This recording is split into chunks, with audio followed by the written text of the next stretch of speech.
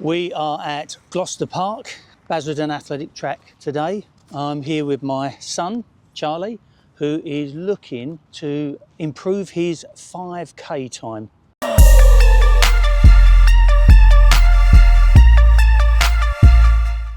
And he's asked me to do him a training plan. So today what we're going to do is we are going to do a baseline assessment. He's going to run a time trial over 5K. That's 12.5 laps. Now, when you're doing any sorts of training or anything, you must have some SMART targets. A SMART target is a target that's specific. They have to be measurable. So we're measuring obviously a 5K, so we're able to do that under time. It has to be achievable. We can't set anything that's too far ahead of us. They can't dangle the carrot too far ahead. It has to be relevant, and the target has to have some sort of time boundaries to it, some time constraints. So it doesn't just whiffed off into the future. Big target for Charlie today, close to 20 minutes. That's what we're hoping for.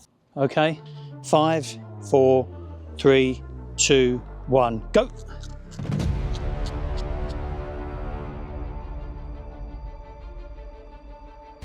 $7:53, 54, 55. Keep it going. All the way to the line.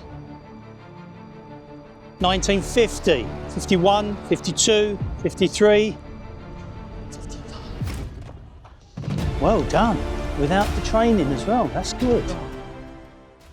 So that's where we are at the moment, and due to other commitments, namely Charlie's second part of his wedding, we've only got 6 weeks to make improvements. So let's take a look at Charlie's current training plan. So at the moment he's working on a hybrid approach, which means he's working on strength and endurance concurrently, two modalities that don't necessarily support each other, unlike strength and conditioning. And you can see here he's on a push, pull and leg split for his weight training, and he also likes to do a little bit of shoulders and abs here on a Thursday. And this particular Thursday session tends to go from either Thursday to Friday depending on his work week. So he might have a rest day here on Thursday and do that shoulders and abs on the Friday, or vice versa. And Saturday and Sunday he likes to keep these free for golf and whatnot. We're going to have to use this Saturday and Sunday, some nice time here that we can use for some specific sessions. And for his endurance work he's been doing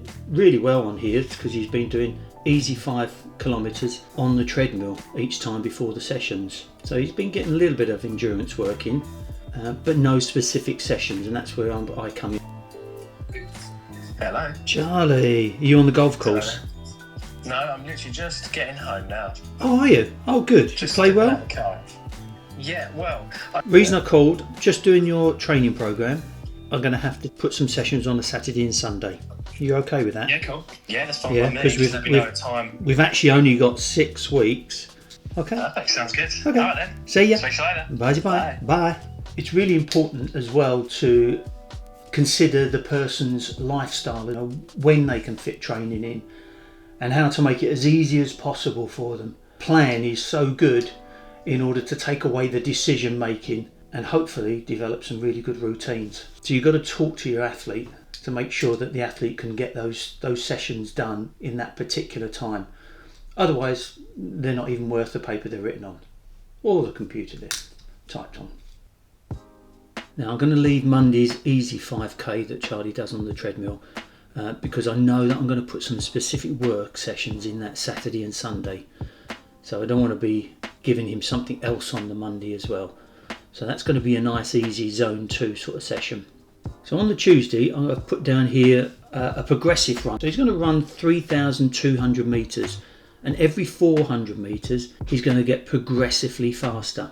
And we're going to start quite slowly, so he's going to be running 4:37 approximately per kilometre pace, and then he's going to gradually increase this. Now I've designed this so that it's on the treadmill for him, and I found a nice little website which was able to give me how many kilometres per hour, because often these treadmills now, particularly in the UK, have got kilometres per hour. Now the idea for this is the increased effort that Charlie's going to have to put in the further he gets into his run. Now, as we saw first of all from his time trial, he was too quick at the beginning, and we don't want that. We want to get him used to running at certain paces. So he's going to be running 8 400 with no recovery in between, progressively getting faster. Now, as we progress over the weeks, this particular session, we're going to make it quicker at the end and start quicker at the beginning. So we could still do the same amount of 400s, so still covering 3,200 meters, but this time we're starting to get quicker. You're making any training plan that you have some progression and some overload in there. Now the next session I'm going to introduce for Charlie is 6 times 1,000 meters. Now this was a bread and butter session for me when I was competing. We'd often do it in the off season because this sort of session would be a long session for us, being an 800 meter runner. So that would take place in the winter, and we try and run them all under 3 minutes. Now for Charlie, I'm going to get him to be running 6 1000s, but we're going to hit about 350, which is still quicker than the pace he ran in the 5k. So we're starting to get him to move a little bit quicker.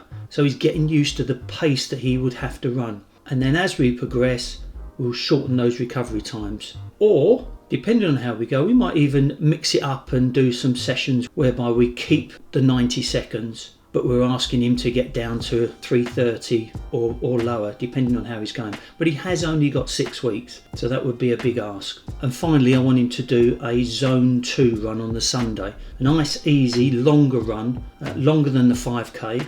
So we're trying to build up that aerobic base as well. So we have a session that will help him adapt to the effort required at the end of the 5k, the progression run. A session that is starting to get him quicker than his current 5k time, the 1,000 meter session, that interval session. And then finally, we've got that nice, easy zone 2 longer run to help him with his recovery and to work on over distance and consequently his endurance base. So they're the 3 sessions, 3 key sessions that I want him to do. I'd still like him to continue to do those 5Ks where he hasn't got a specific session. Hopefully that's given you an idea of some of the sessions and the thought processes behind creating the training program. If you're interested in watching Charlie's time trial and his progression, I'll put a link in the bottom there so you can go along to his channel. If you enjoyed this video, please like and subscribe because it really does help the channel, and hopefully I'll see you in the next one.